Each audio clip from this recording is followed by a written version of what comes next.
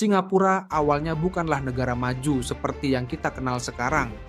Singapura berdiri di ambang kehancuran total dengan ekonomi nyaris lumpuh, pengangguran merajalela, dan infrastruktur dasar hampir hancur. Jalanan dipenuhi kemiskinan, angka kriminalitas tinggi, serta ketegangan antar kelompok etnis seperti Tionghoa, Melayu, dan India yang mengancam persatuan. Dalam situasi yang sangat genting itu, rasa putus asa menyelimuti hampir seluruh lapisan masyarakat. Dunia memandang Singapura sebagai kegagalan yang tak memiliki masa depan. Lee Kuan Yew, pemimpin muda dan penuh semangat, merasakan beban berat yang luar biasa. Ia menyaksikan rakyatnya hidup dalam ketakutan dan ketidakpastian akibat sejarah penjajahan dan konflik politik. Hatinya dipenuhi amarah dan kesedihan. Amarah terhadap penjajahan Inggris yang meninggalkan ketidakadilan, dan kesedihan karena perpecahan rasial yang menggerogoti jati diri bangsa. Perasaan dikhianati semakin kuat saat Singapura dipaksa keluar dari Federasi Malaysia, meninggalkan negeri kecil ini sendiri tanpa sumber daya yang cukup dan tanpa banyak pilihan. Namun, di tengah kehancuran itu, Lee bertekad membuktikan bahwa Singapura tidak akan mati di tangannya. Dengan hati yang terluka namun jiwa yang membara, ia bersumpah akan mengangkat bangsanya dari reruntuhan, meski harus mengorbankan popularitas dan kenyamanannya sendiri. Konflik batin antara harapan dan realita yang keras menjadi pondasi perjuangannya yang panjang. Setelah pemisahan dari Malaysia, Singapura berdiri sendiri, tanpa sumber daya alam dan dengan ekonomi yang sangat rapuh. Keputusan itu menimbulkan luka mendalam bagi Lee Kuan Yew. Ia merasa dikhianati oleh rekan-rekan politiknya, sekaligus oleh sejarah yang terus menghimpit rakyat kecil. Dalam hati muncul pertarungan batin antara putus asa dan semangat untuk bertahan. Rakyat Singapura pun merasakan tekanan yang sama. Ketidakpastian tentang masa depan menimbulkan kecemasan dan ketakutan yang luar biasa. Lee harus menghadapi kenyataan pahit bahwa tanpa bantuan Malaysia, negerinya bisa saja terperosok lebih dalam ke jurang kemiskinan. Namun, di balik duka dan pengkhianatan itu, muncul tekad baja. Lee tahu bahwa untuk membangun Singapura, ia harus melawan bukan hanya musuh eksternal, tetapi juga kebiasaan lama dan perpecahan internal yang menghambat kemajuan. Setiap malam, ia bergumul dengan ketakutan gagal, sekaligus membakar semangat untuk membuktikan bahwa Singapura bisa berdiri tegak tanpa bergantung pada siapapun. Konflik ini membentuk karakternya sebagai pemimpin yang keras, tanpa kompromi dalam memperjuangkan bangsa yang tercabik oleh sejarah dan kepentingan politik. Di balik sikap tegasnya, ada luka mendalam yang tak mudah diungkapkan. Tapi ia simpan demi sebuah visi yang lebih besar. Singapura yang rapuh menghadapi ancaman kekerasan yang mengerikan.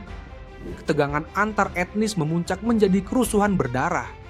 Lee Kuan Yew harus menyaksikan bagaimana perpecahan rasial mengoyak persatuan yang sangat ia impikan. Emosi campur aduk antara marah, takut, dan terluka menyergap hatinya. Sebagai pemimpin, ia merasa bertanggung jawab atas keamanan rakyatnya, tapi juga dihadapkan pada dilema moral yang berat. Haruskah ia menggunakan kekerasan untuk mengendalikan situasi, ataukah ada cara lain? Setiap keputusan yang diambil mengandung risiko besar dan ketidakpastian menghantui setiap langkahnya. Ketika kerusuhan terjadi, Lee menyaksikan wajah-wajah putus asa, bahkan kejam, yang merenggut nyawa sesama anak bangsa. Rasa sakit dan penyesalan menghantuinya, tapi tekadnya untuk menjaga persatuan tidak pernah goyah.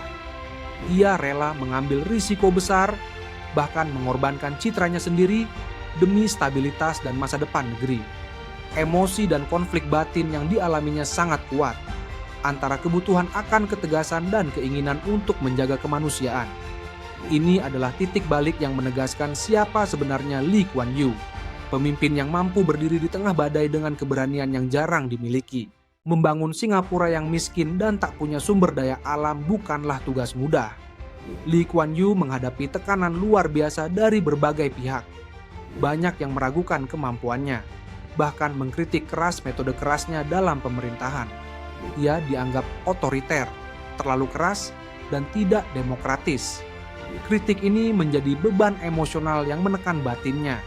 Di dalam dirinya muncul pergulatan antara keinginan untuk melayani rakyat dan kebutuhan untuk mengambil keputusan sulit demi kemajuan bangsa. Setiap kebijakan yang diterapkan diwarnai ketegangan antara idealisme dan realitas. Lee sadar, kesalahan sedikit saja bisa membuat seluruh perjuangan hancur. Namun, ia menolak menyerah. Kekecewaan dan rasa sakit akibat kritik justru membakar semangatnya. Ia percaya bahwa hasil akan membuktikan siapa yang benar. Ia berjuang dengan tekad baja, bahkan saat harus mengorbankan kehidupan pribadi dan kebebasan pribadinya. Konflik emosi yang mendalam antara beban tanggung jawab, pengorbanan, dan keyakinan pada visi masa depan menjadi kekuatan utama di balik perjuangannya yang tak kenal lelah. Singapura bukan hanya menghadapi tantangan ekonomi dan politik, tapi juga luka sosial yang dalam. Ketegangan antar kelompok etnis terus mengintimidasi persatuan bangsa. Lee Kuan Yew harus memikul beban besar, menyatukan masyarakat yang terpecah, memperkuat rasa kebangsaan di tengah perbedaan yang tajam. Perjuangan ini bukan tanpa harga.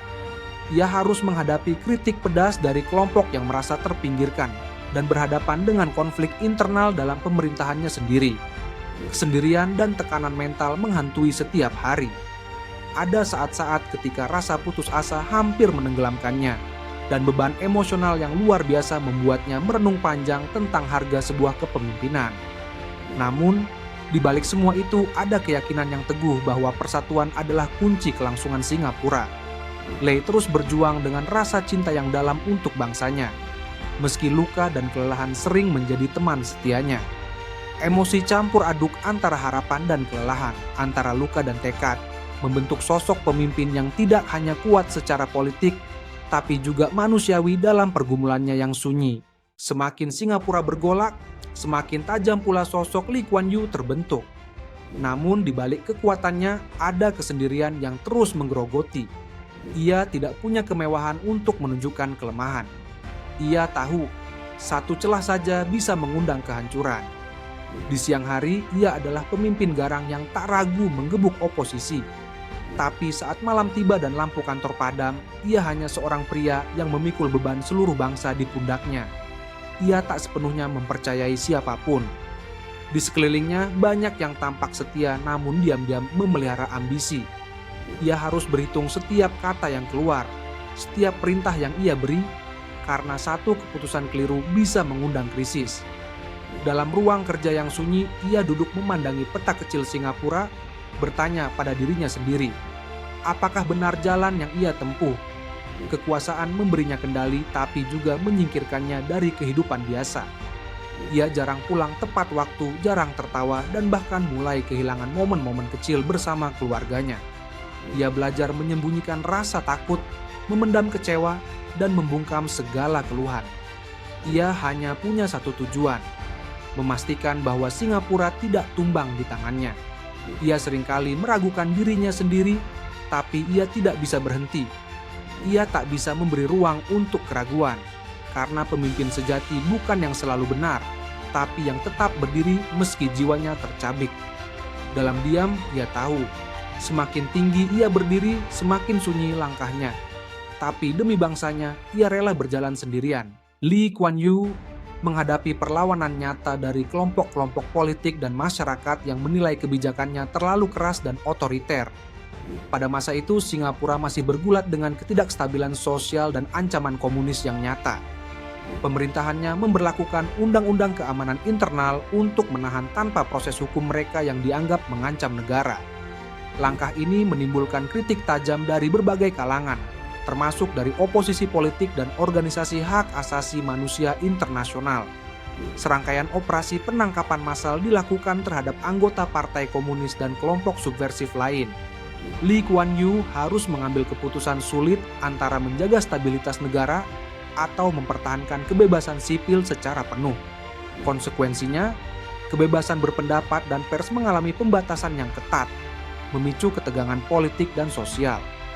Meski begitu, Lee tetap berpegang pada keyakinan bahwa hanya dengan kontrol ketat dan keamanan yang terjaga, Singapura bisa bangkit dari kekacauan dan kemiskinan.